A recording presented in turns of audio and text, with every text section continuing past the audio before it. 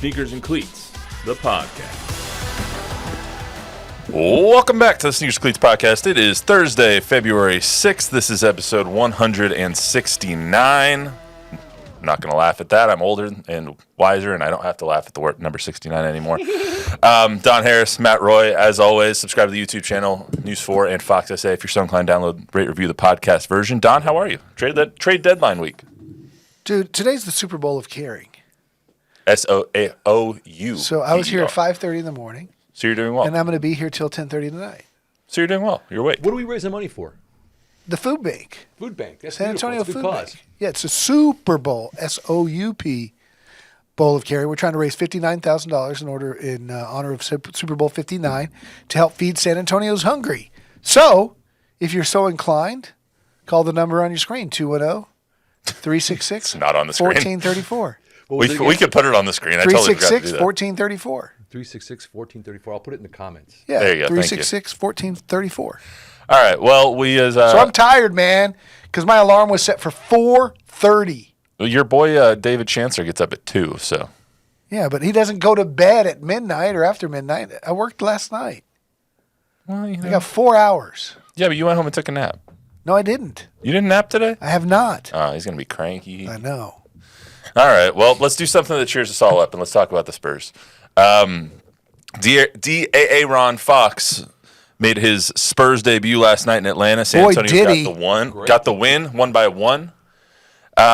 And he looked good doing it, man. I swear, he is bouncy, he is smooth, just like you were telling me before. I mean, he's everything that they would have wanted and more. What he looks like is he doesn't look like he has any effort at all. It's just he just glides, and he's so quick, and the left hand is cool and smooth, and he can knock down the jumper. I love the way he penetrated into the paint, broke down people, and passed out to like Harrison Barnes and Steph Castle. They ran a fast break for the first time in 4 years, the way you're supposed to run it. When they pushed it ahead to Vassell, he got it ahead to him, and he went back to Vassell for the dunk. It was like, that's what we've been trying to tell y'all to do. Spurs weren't done at the beautiful. deadline either, made another move today. Less consequential, obviously, than De'Aaron Fox. We'll get into that as well. A lot of other moves going on, a flurry of moves. One of the most active trade deadlines in NBA history going down in the last week or so. Yusuf Nurkic, Brandon Ingram, Jimmy Butler, all traded. Reggie Jackson, the player. If you name a player, he probably got traded. Dennis Schroeder got traded 4 times. He's now, I think he ended up on the Pistons, but he was on 4 different teams within the span of 24 hours. CD Sissoko, same way, kind of. Yeah, CD Sissoko now in Washington after he was traded to Sacramento. He got cut by Washington. So he's now looking. Maybe he'll be back. You never know. Sign with the G League. Anyway, so we'll talk about that. What the balance of power in the NBA, especially in the Western Conference, is now. The Lakers made another huge move, trading for Mark Williams, the center from Charlotte. So talk about all that. Leave comments and questions in the chat. We will read them as we go. Do you want to start with De'Aaron Fox in the Spurs, though? So they won 126-125. De'Aaron Fox scored 14 points in his debut, 13 assists, 5 boards. 24 points in his debut, 13 assists. 18 of them came in the first half. The first half, they scored 72 points, which was a season high for the Spurs. And it was really impressive because even when he was in a bad situation, you feel like his shot's going in, and you always feel like De'Aaron Fox is in control. Like sometimes you see Devin Vassell and Stephon Castle, and they get sped up, and then they can't really get their control back on the offensive side. De'Aaron Fox, it doesn't seem like he was ever out of control on offense. Yeah, always in control. He commands the defense. That's the thing. That's the biggest thing, is that no one ever goes to help off of him. So somebody's going to be open at all times because they're either going to double him or they're going to stay on him. They're never going to leave him to go double somebody else. So he commands the defense's attention at all times. And he's so quick, and he's bouncy, and he's smart. He's decisive, too. He's just decisive on offense. And I found it very encouraging that with the game on the line in the tie game, that Mitch would draw the play up for him on a pick and roll with Wemby.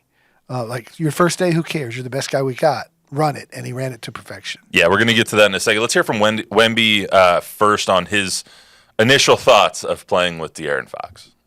Vic, was he all that you thought he'd be? I mean, of course. I mean, it's a surprise for nobody, but we all for it. We all enjoy it. I mean,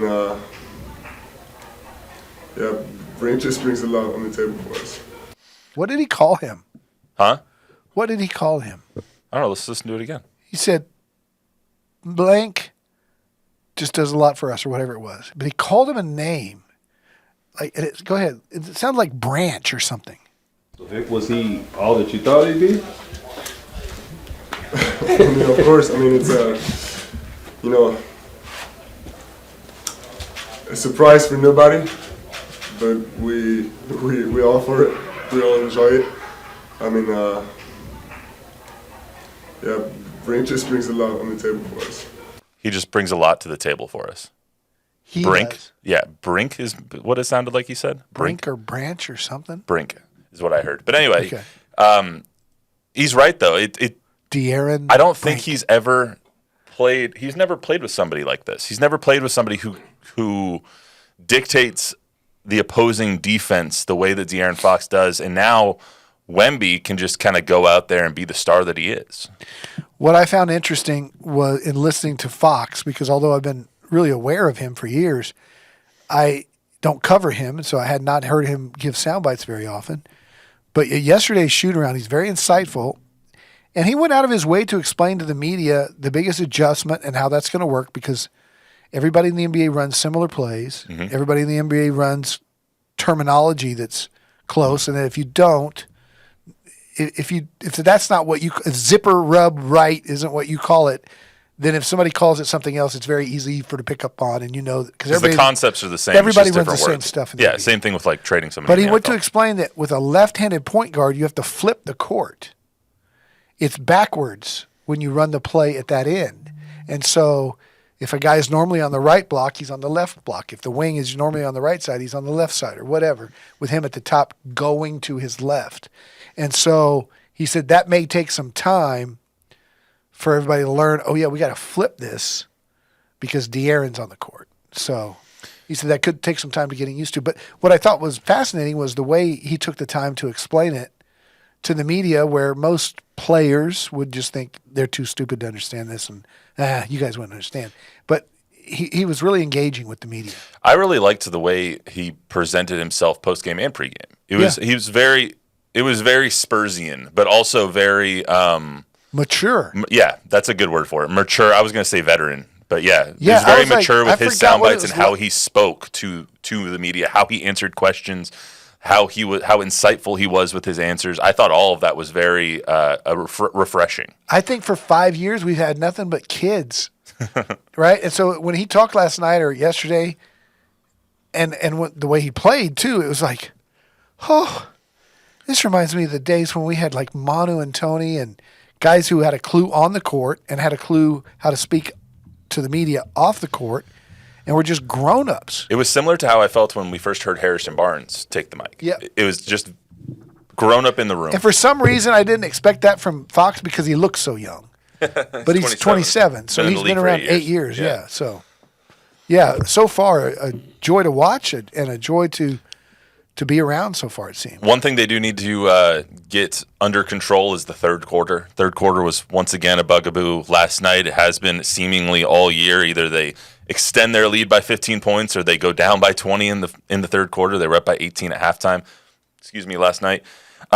One thing I did love, though, and we felt was going to be a huge difference maker with the Fox trade was end-of-game situations. You referenced it a little earlier. So for people who didn't watch the game, you probably aren't listening to us if you didn't watch the game, but I'll explain it anyway. It was a tie game, just a few seconds left. Fox kicks it to Wemby on a pick and roll, and Wemby's open. He can kick it to somebody else, but he chooses to take the shot himself. He gets fouled, makes one shot, misses the second one on purpose. Atlanta misses the final play because they don't have a timeout, so they miss it on purpose so they can't get organized. On the replay.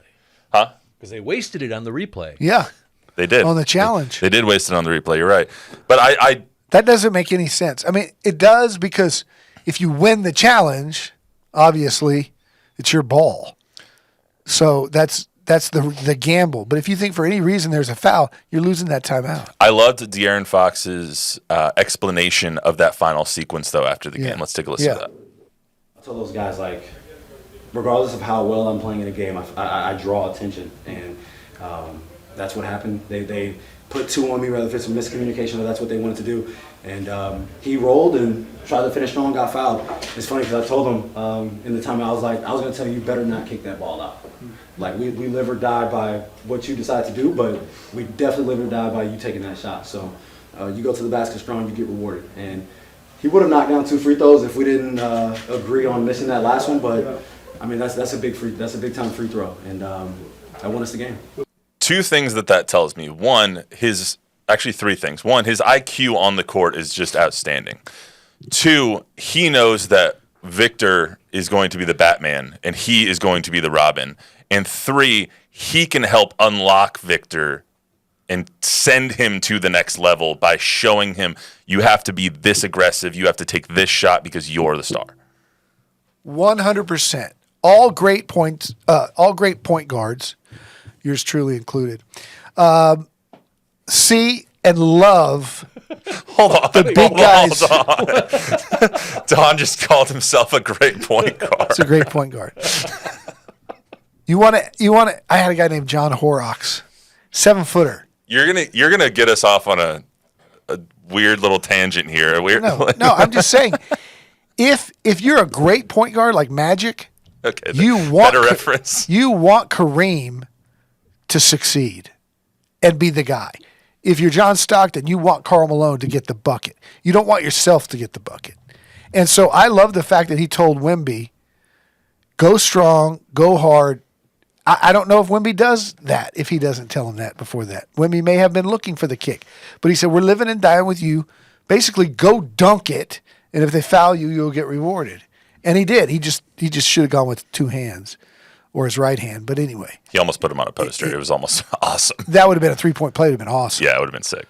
But anyway, I love the mentality. And I love on game 1, you got a guy saying to Wemby, I'm your guy, and I believe in you. They've known each other for 4 days, and already he's instilling that confidence into the player that is going to be the face of the franchise. He was taking Steph under his wing all night last night. Yeah, 100%. In the trade talks that came out, he said during the trade talks and during all this last weekend, I was texting Steph Castle saying, you're not in this deal. I don't want you in this deal coming here. I don't want to be traded for you. I want to play with you. That's one of the reasons I want to come to San Antonio. Yeah, I mean, you could tell that he wanted to come to San Antonio for a lot of reasons. One of them is big number 1, and the other one is number 5. Yeah, for sure. Area what?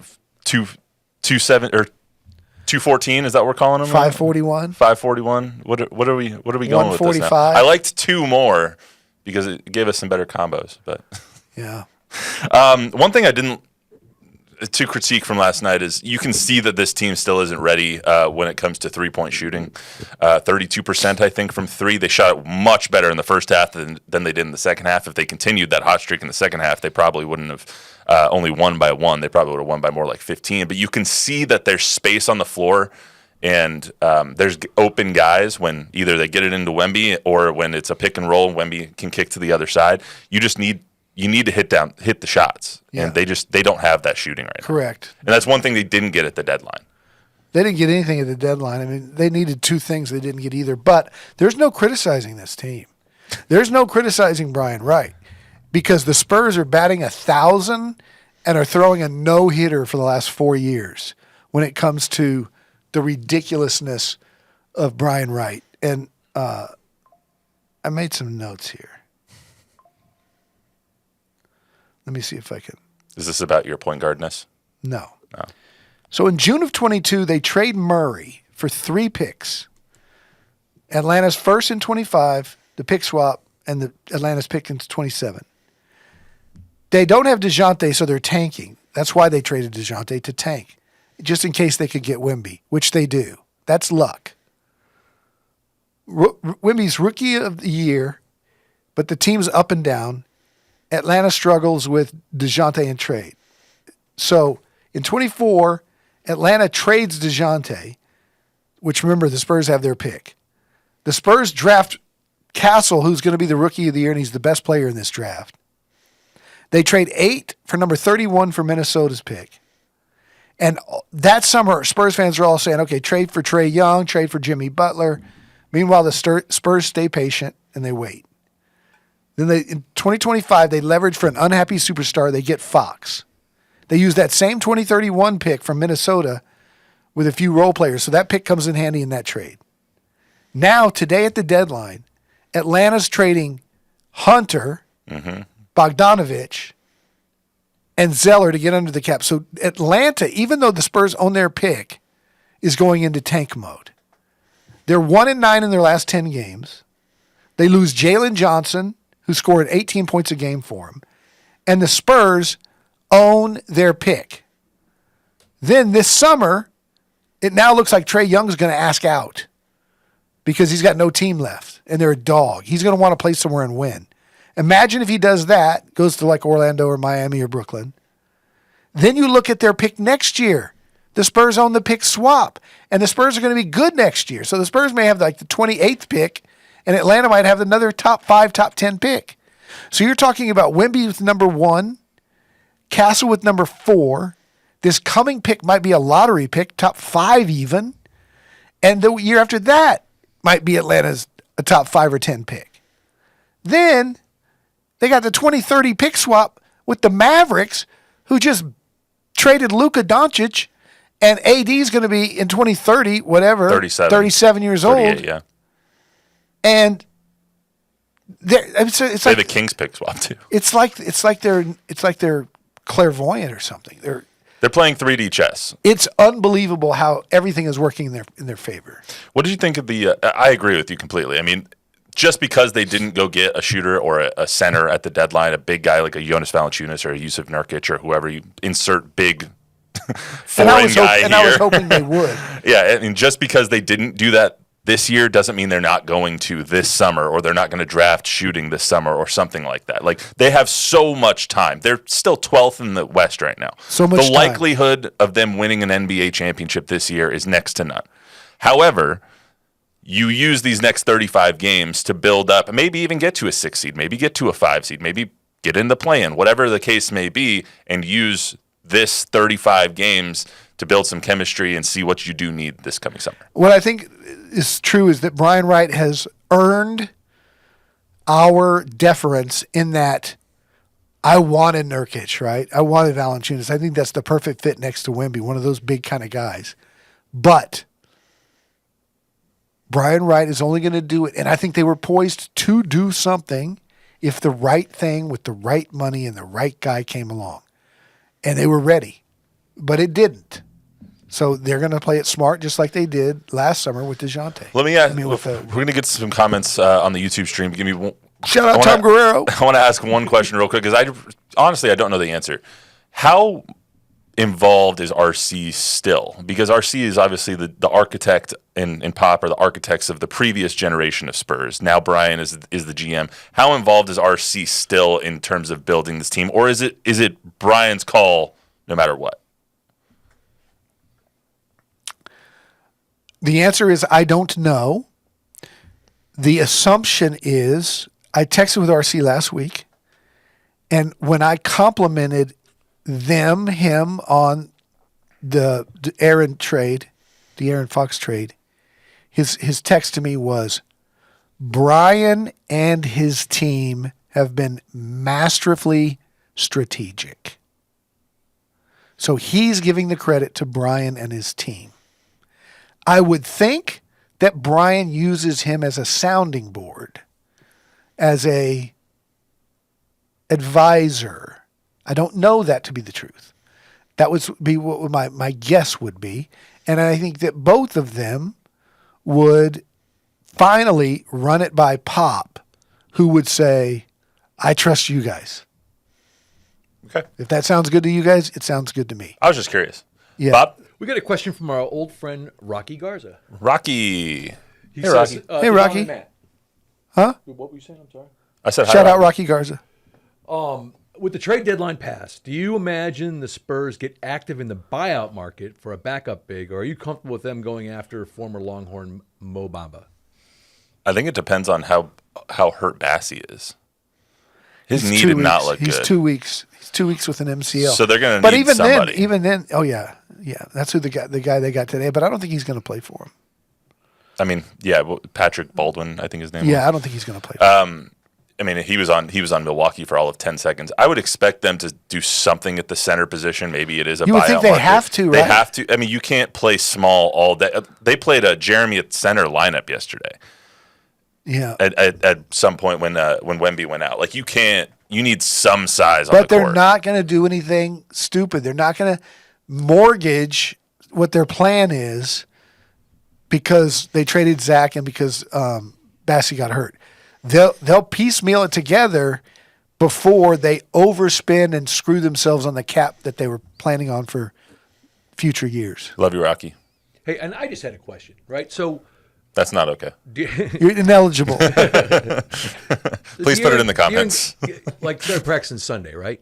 Say again. He started practicing like Sunday, right, with the Spurs. No. Monday, right? Monday. He didn't practice. He hasn't practiced. He hasn't practiced. He was just at like shoot around. So he hasn't practiced with the team yet, right? Correct. So are they running sets at all?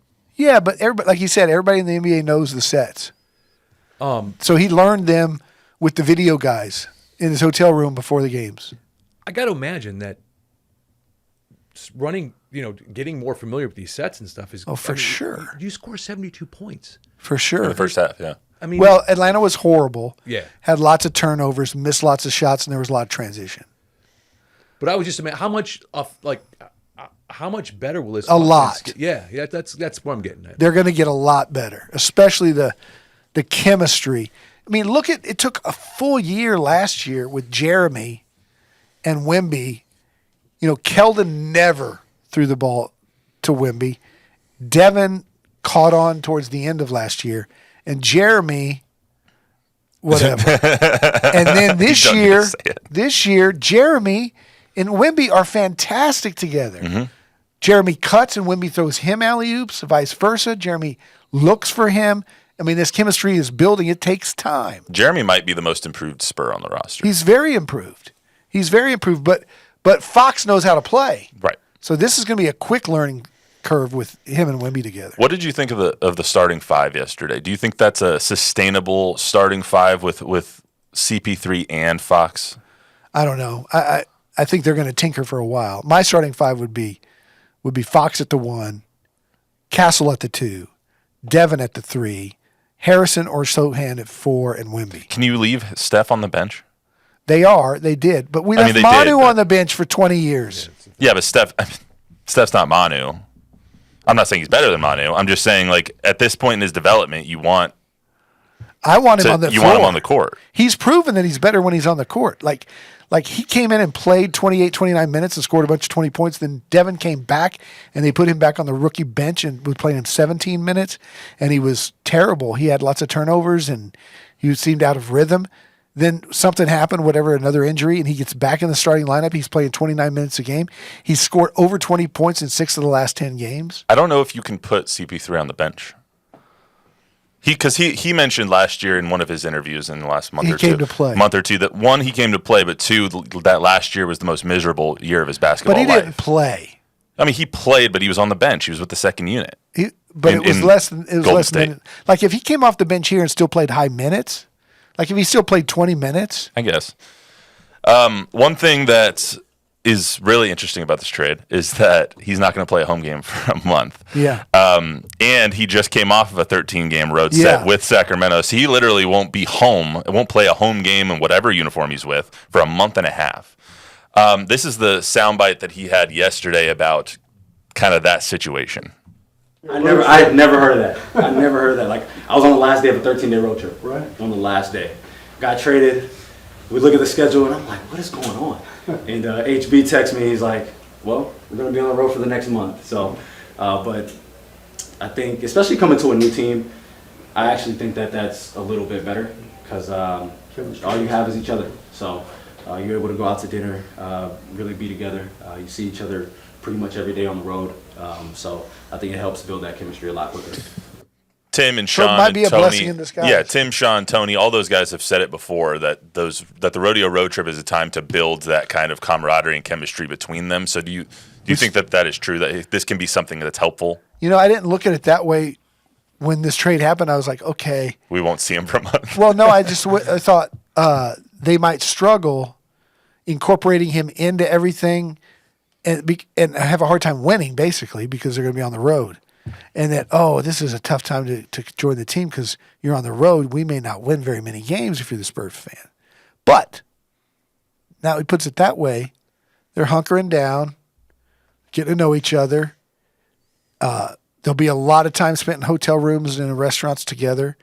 And so maybe it's more conducive to – imagine if we were at the Spurs were at a long homestand and he comes to San Antonio where his wife is from – whose parents live here, friends and family galore, and they're moving into the new house, and there's in-laws and grandkids and everybody around.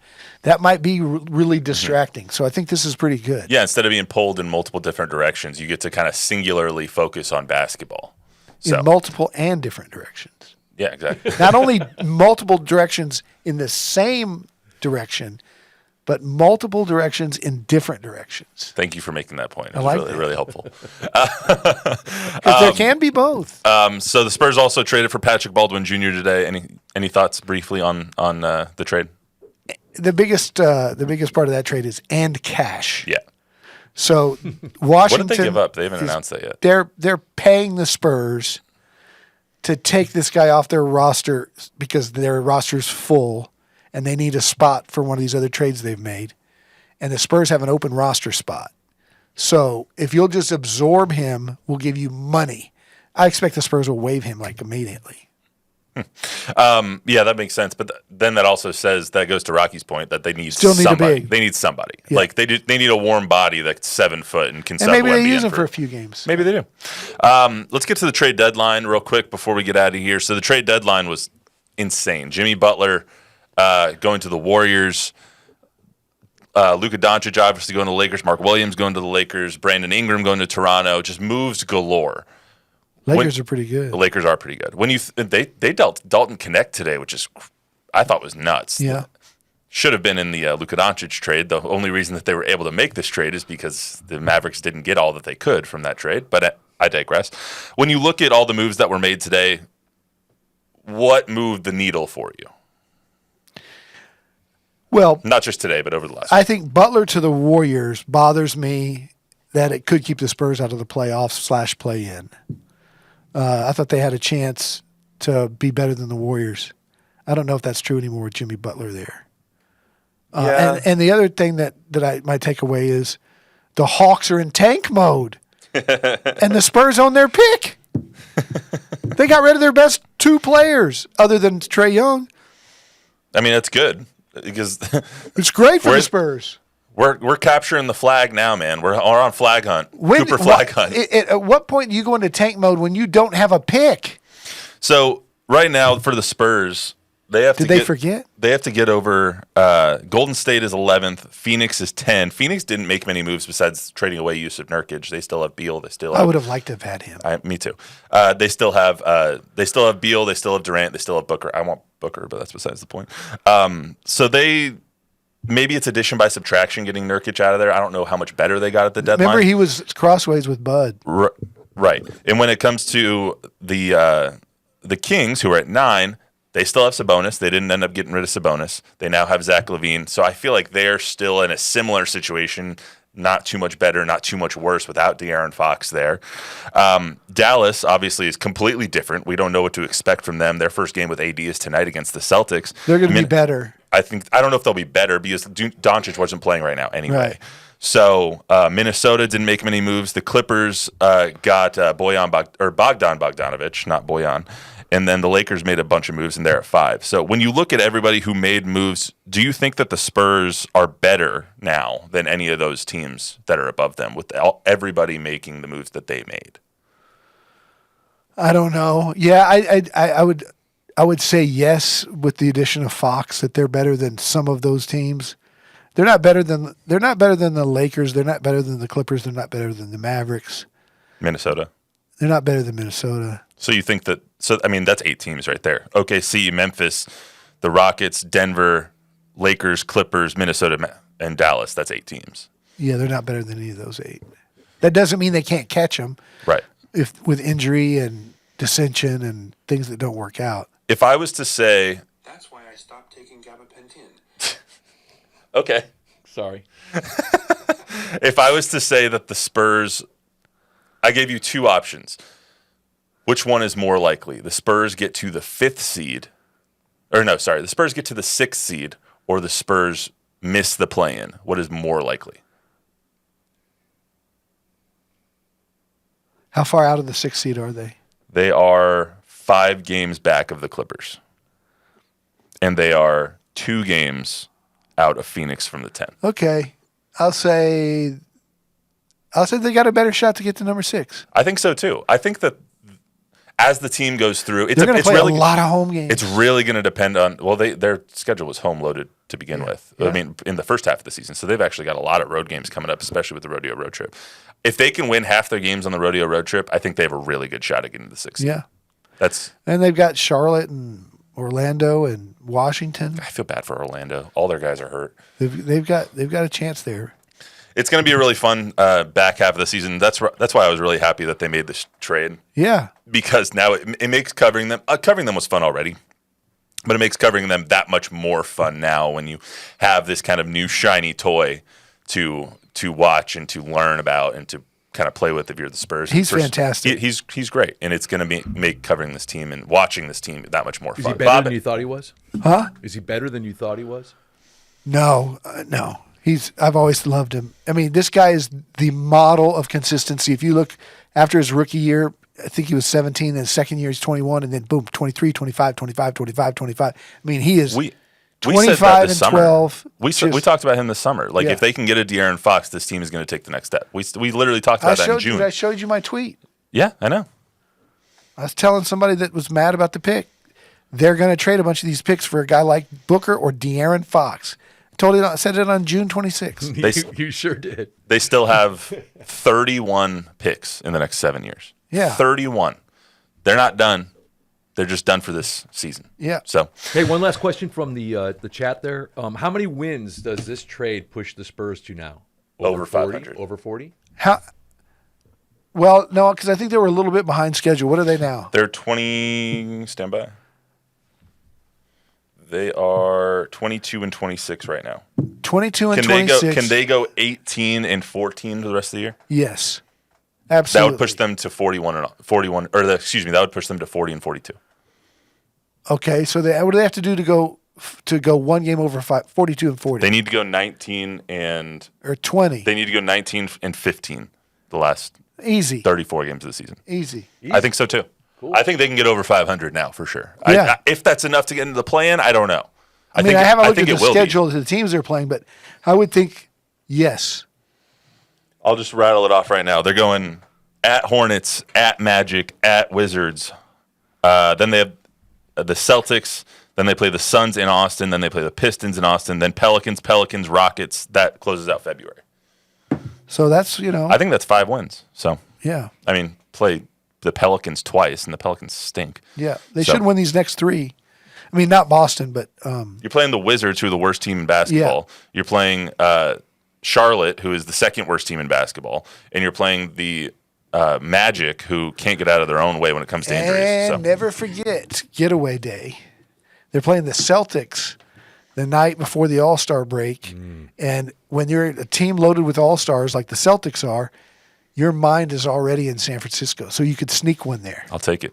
That's all we got for you today on the Sneakers and Cleats podcast. Remember to download, rate, review, subscribe, give us a 5-star rating, tell a friend, tell an enemy. De'Aaron Fox is a San Antonio Spur, and they are going to make a run. That's all we got for you today. We'll see you on Monday.